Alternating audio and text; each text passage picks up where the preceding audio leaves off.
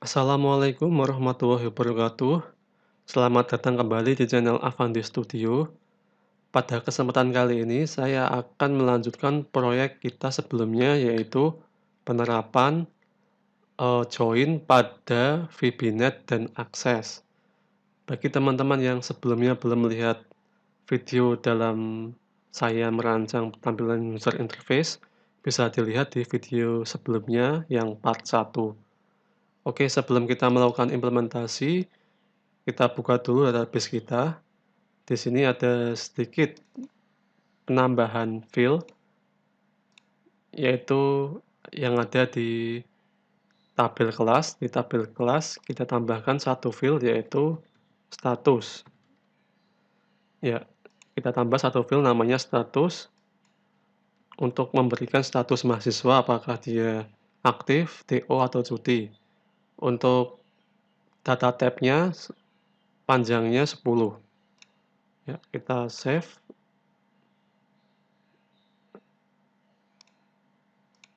Ya, seperti ini.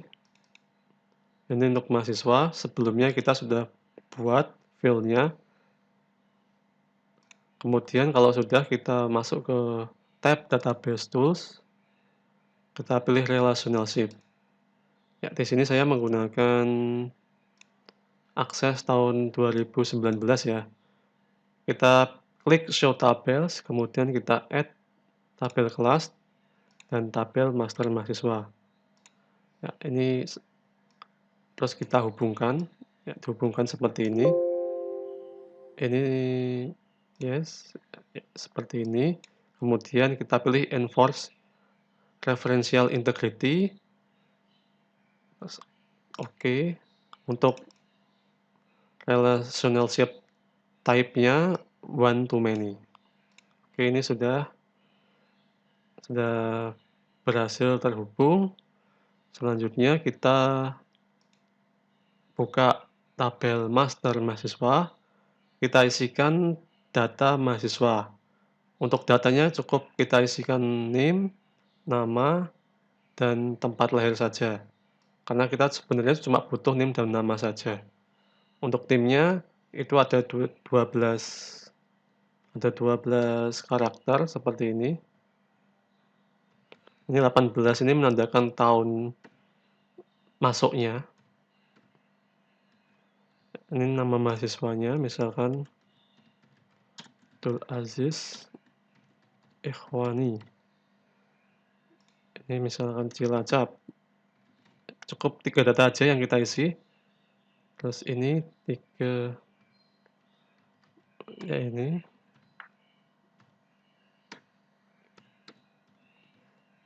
Selanjutnya sama, cuma di belakangnya kita tambah 02. Jadi ada increment-nya.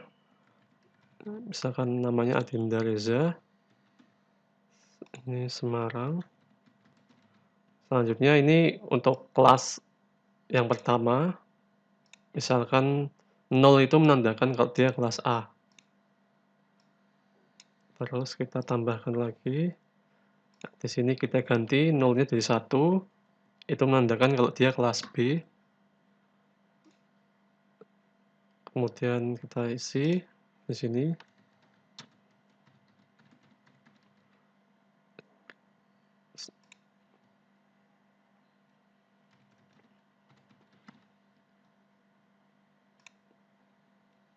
Ya.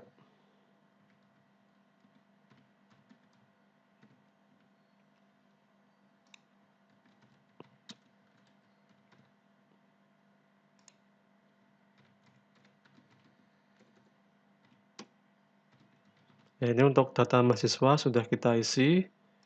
Di sini dia punya relasi dengan kelas, tetapi karena kelas belum kita isi, jadi belum kelihatan relationship-nya. Ya, ini untuk data mahasiswa sudah kita isi, kita save. Selanjutnya kita nanti akan banyak bermain di kelas ya, kita akan melakukan penambahan, pengeditan, dan penghapusan kelas. Oke, seperti itu. Selanjutnya kita close saja, nggak apa-apa, kita save. Lalu kita masuk kembali ke Visual Basic kita. Ya, ini kode yang sebelumnya sudah kita tulis. Selanjutnya kita akan meneruskan pembuatan kode kita. Klik pada form, ya, pada form ini, kemudian klik 2 kali pada button OK. Oke, untuk selanjutnya kita isikan isi dari button OK. Untuk button OK belum saya ubah namanya, masih button 1. Ya, ini adalah isi dari button OK. Di sini saya langsung saja untuk mengetikkan kodenya, karena kalau diketik satu-satu videonya jadi panjang. Intinya di sini saya menambahkan query untuk melakukan join tabel. Jadi saya menggabungkan tabel master mahasiswa dan tabel kelas. Di sini saya akan menampilkan name, menampilkan nama mahasiswa, dan menampilkan kelas. Name dan nama diperoleh dari kelas master mahasiswa. Sedangkan untuk kelas ini diambil dari tabel kelas. Ya, oke, selanjutnya di sini saya menggunakan left join. Karena name-nya sama, maka bisa digabungkan name di name di tabel mahasiswa dan name di tabel kelas sama. Kemudian nanti saya akan mengisikan tahun masuk itu dengan name-nya. Karena di sini kita lihat karena name-nya panjangnya 12 karakter, di sini saya akan potong. Jadi name 6,2 maksudnya itu diambil dari karakter ke-6. Jadi kan tadi kita menuliskan 3.33 dan seterusnya, diambil dari karakter ke-6, terus yang diambil itu 2 karakter. Jadi nanti akan diambil 18-nya saja. Ya, ini jadi nanti hanya ada 2 karakter saja yang diambil, yaitu 18.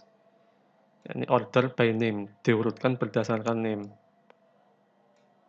Selanjutnya nanti kita tambahkan status mahasiswa. Statusnya ada yang aktif, ada yang cuti, ada yang DO. Nanti kita buat combo box yang drop down. Ya, ini untuk panjang dari fieldnya masing-masing 25. Terus kita buat sebuah perulangan. Ini perulangan untuk menampilkan data yang ada di grid view. Seperti itu. Selanjutnya kita klik pada pada checkbox pilih semua, klik 2 kali, checkbox 1. Kemudian kita isikan isi dari checkbox 1. Nah, di sini saya juga langsung saja. Untuk checkbox 1 yang isinya pilih semua, ini berisi perulangan, berarti berisi loop. Intinya kalau kita klik pilih semua, maka semua data yang ada di data grid view akan terpilih. Nah, kita menggunakan if, menggunakan do while sebenarnya ini, menggunakan loop. Oke, sudah. Kita save. Lalu terakhir di tab simpan ini kita klik 2 kali pada button simpan. Klik 2 kali. Kemudian kita isikan codingannya. Nah, di sini saya langsung saja mengisikan seperti ini. Oke, kita lihat di sini saya menggunakan perulangan for, ini for loop. Oke, di sini kita lihat nanti ketika button simpan diklik, dia akan menyimpan data. Datanya nanti diambil dari NIM-nya ini diambil dari data grid view. Jadi data grid view yang kita isikan di NIM yang kita isikan di data grid view, kemudian kelas yang nanti kita isikan di sini di text box kelas. Kemudian status yang nanti kita isikan di data grid view-nya. Nanti di data grid view-nya akan muncul status dari mahasiswa. Nah, ini untuk perintah simpan kita gunakan insert. Jadi yang kita tambahkan, yang kita insert ada name, ada kelas, dan status. Makanya tadi saya tambah status di tabel kelas. Ya, ini perintah-perintah untuk connect ke database-nya. Ya, ini kalau sudah berhasil maka akan dihapus data yang ada di data grid view dengan perintah clear. Kita save lagi, kemudian coba kita jalankan. Ya, ini tampilan awalnya, terus kita lihat database-nya supaya kita dengan mudah dapat mengisikan NIM, karena NIM-nya cukup panjang ya.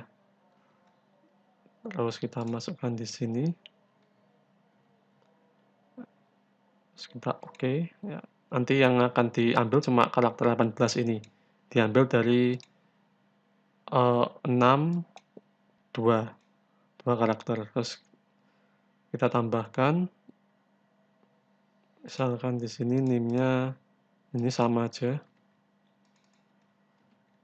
Seperti ini, terus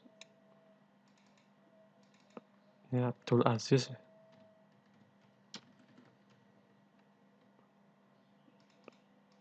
Kita isikan K2A. Selanjutnya kita isikan juga di text box kelas EK2A. Selanjutnya kita tambahkan datanya di sini, misalkan 3, 34, 18, 0, 02 lanjutannya. Kita isikan namanya. Sama kelasnya IK2A misalkan. Ini aktif. Oke, kemudian coba kita simpan. Ini sudah berhasil disimpan. Kita cek di kelas. Belum, di refresh dulu. Oke, sudah muncul datanya. Sudah tersimpan. Untuk tab simpan ini sudah berhasil. Selanjutnya kita menuju ke text edit. Di text edit, waktu kita klik naik kelas, nanti akan ada pilihan nama kelas dan kelas baru. Kita bisa mengganti kelas yang lama menjadi kelas yang baru. Misalkan dia sudah naik kelas dari kelas 2, tadinya kelas 2, menjadi kelas 3. Nanti kita bisa edit di sini. Oke, kita close dulu. Selanjutnya di sini kita menuju tab edit. Kemudian kita klik 2 kali pada button OK. Kemudian di button OK 1 ini kita tambahkan kode. Kodenya seperti ini. Jadi di sini saya membuat sebuah variabel bernama query. Kemudian variabel query ini saya isikan sebuah query comment. Ini digunakan untuk menampilkan nama, name, kelas, sama seperti pada tab simpan. Di sini juga menggunakan left join.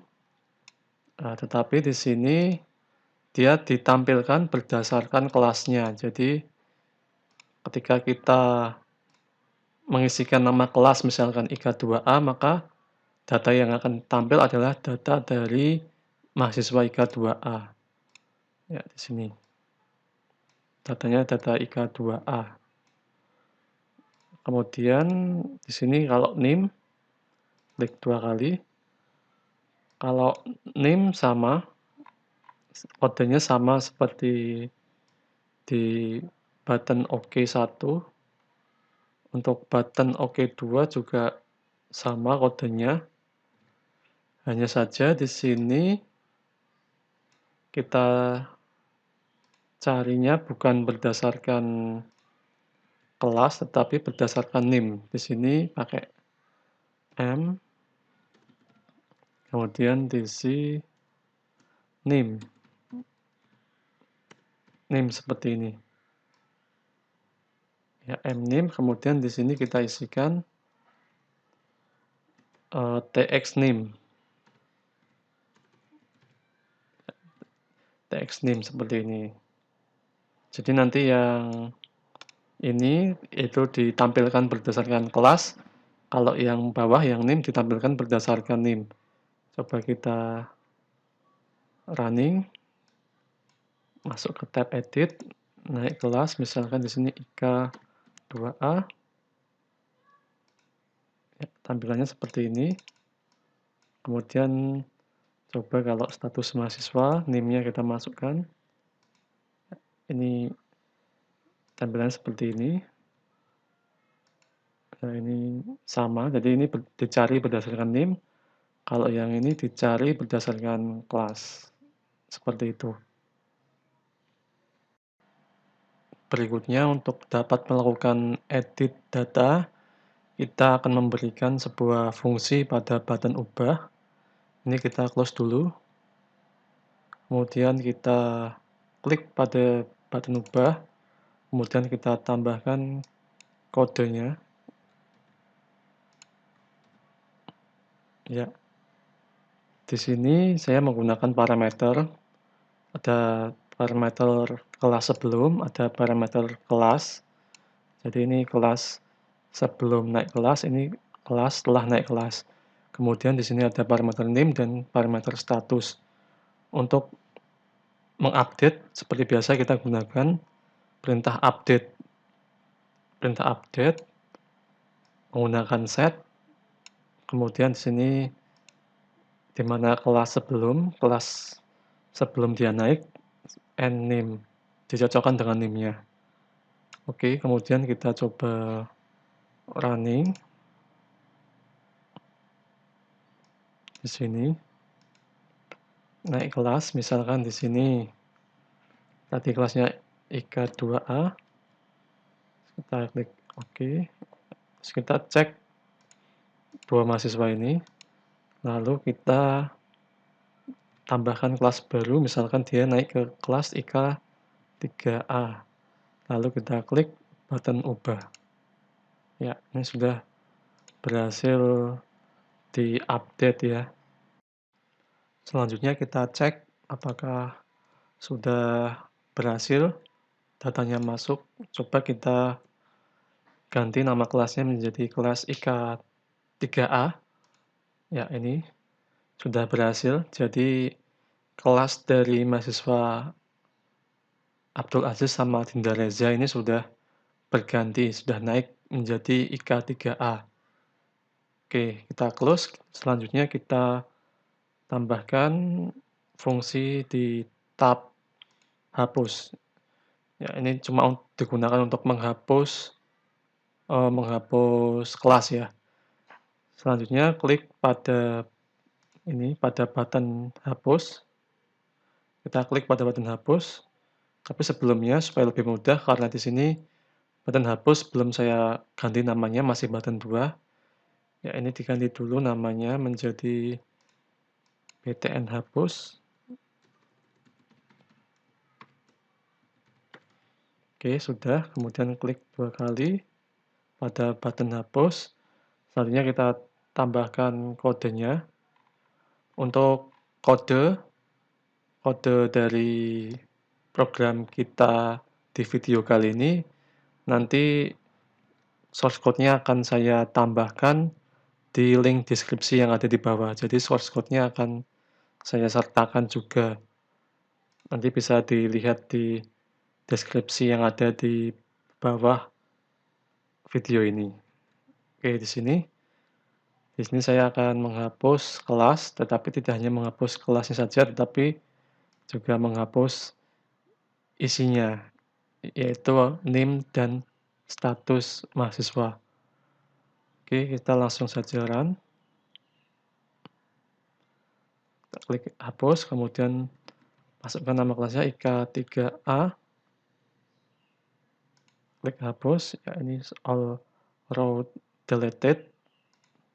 Sudah berhasil terhapus. Coba kita cek di database kita, ya di database kita sudah deleted semuanya. Jadi kelasnya sudah terhapus. Kalau kita cari di sini IK3A ini sudah kosong, sudah tidak ada. Oke, seperti itu untuk program kita pada video kali ini. Jadi di video kali ini kita menerapkan join pada VB-Net dan akses. Kodenya cukup panjang. Sebelumnya kalian harus punya pengetahuan dulu terhadap penerapan join di SQL. Jadi sebelumnya kalian sudah harus mencoba dulu di database SQL, baik itu MySQL maupun Oracle atau database yang lain. Oke, dari saya cukup sekian. Semoga bermanfaat. Sampai jumpa lagi di video berikutnya. Terima kasih. Wassalamualaikum warahmatullahi wabarakatuh.